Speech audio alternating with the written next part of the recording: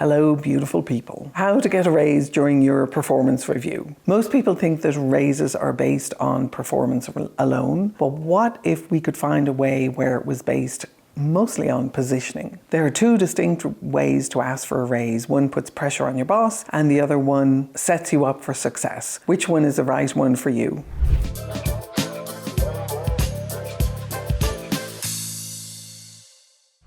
If your performance review is excellent, but you're not on the list for a raise, this will let you know what you can do about that. We'll talk about the strategic squeaky wheel approach. At the end of this video, you'll know exactly how to ask for a raise during a performance review without feeling super awkward, without putting your boss on the defensive, and being pretty confident that you're going to get what you're looking for. You'll walk away with a clear strategy to increase your chances of getting a raise and a step-by-step process to make sure that you're on your boss's radar for getting a raise. The best time to ask for a raise. So if your performance review is excellent, that's obviously a great time to ask for a raise. An excellent performance review means one of two things. Either you're a magical flash in the pan and you suddenly had a really good run of work, and/or you've got a really good relationship with your boss and you're in alignment with them around what excellence means for your role, for your position, for your job. And you're both in agreement that you are performing excellently. If you've had prior conversations with your boss about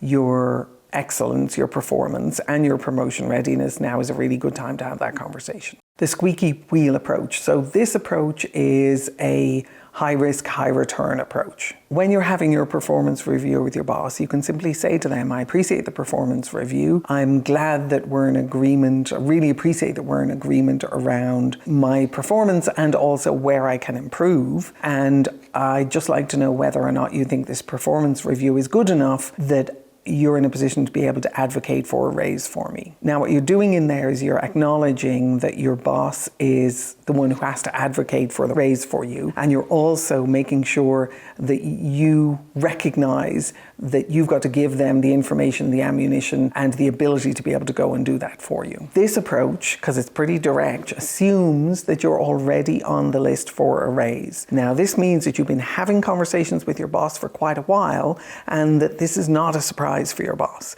If someone marches into my office and says that they want a raise, and this is the first I've heard of it, that they think they're eligible for one, then I'm mostly going to be looking at whether or not, why they think they're relevant for one, and whether or not they've had these conversations with me in the past. They haven't, so this is a surprise for me and I have to go deal with that surprise. Let's talk for a moment about the squeaky wheel approach. It can be useful, and I'm not saying you shouldn't ever be the squeaky wheel, but recognize that you're taking a little bit of a risk, because what you're doing there is you are kind of putting your boss on the spot a little bit. And whereas it's important to sometimes be the squeaky wheel, if you've built enough of a level of trust with your boss, you can have that conversation and you can be the squeaky wheel and say, I would like to get a promotion and I would like to get a raise and I want confirmation from you pretty much that I'm ready for that. Now, you're not asking that directly, but that's what you're asking for. And so if you do that, just remember that you're putting your boss on the spot.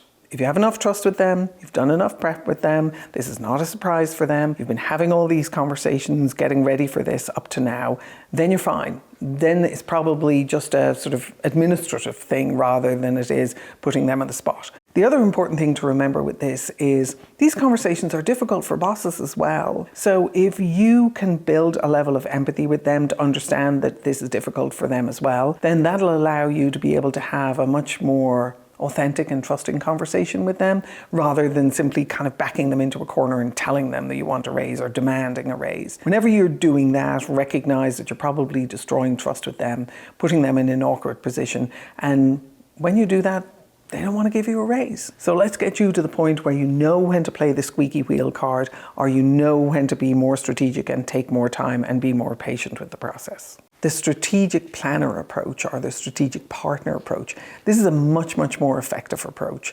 So this approach puts in about 6, 12, 18 months of planning before you actually ask for the raise. So ideally you'll have done this planning before you have the squeaky wheel conversation of directly asking for the raise. One of the things that you can do in a performance review is that you can take the more low-key approach, which is to say, how do I make sure that I'm positioning myself for a raise in the next promotion cycle? So if you've done your homework, you're aware when the promotion cycles are happening, you've done my performance readiness assessment, and that'll really help you. There's a link down below. It is www.getpromotedassessment.com.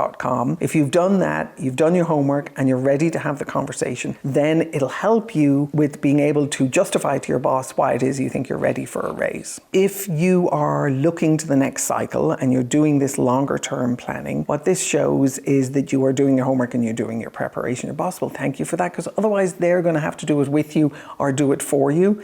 They already have a lot on their plates. Recognize that by doing the promotion readiness assessment, by doing your homework, by having the conversations, you're actually helping your boss out a lot. People who have a number of people reporting to them will look for the people who can have the most effective conversations with them and reduce the amount of work that they need to do, who can take stuff off their plate. When you ask yourself, are you ready for the conversation? What you're looking to ask is, have I done my homework? Have I had the conversations with HR? Do I know where I am in the cycle? Am I asking my boss for a promotion or a raise in the next cycle at a time when they're actually able to hear that and they're actually able to plan for that with me? And also, do I believe that I have done everything in my power to get myself ready for that raise? Am I ready to be promoted? Am I ready for a raise? Other important thing to do here is your boss might say no. It's really important to be ready for this. You don't want to blame or shame your boss in that circumstance. What you want to do is you want to be able to recognize that this is an opportunity for you to be able to do something better.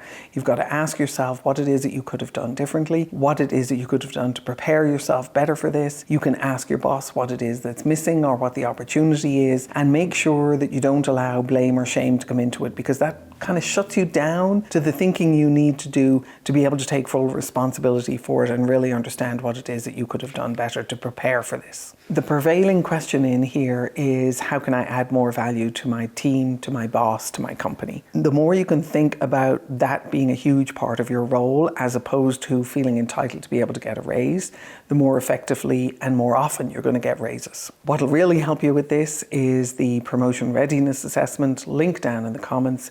Do it, let me know how it works for you, and I wish you the best of luck.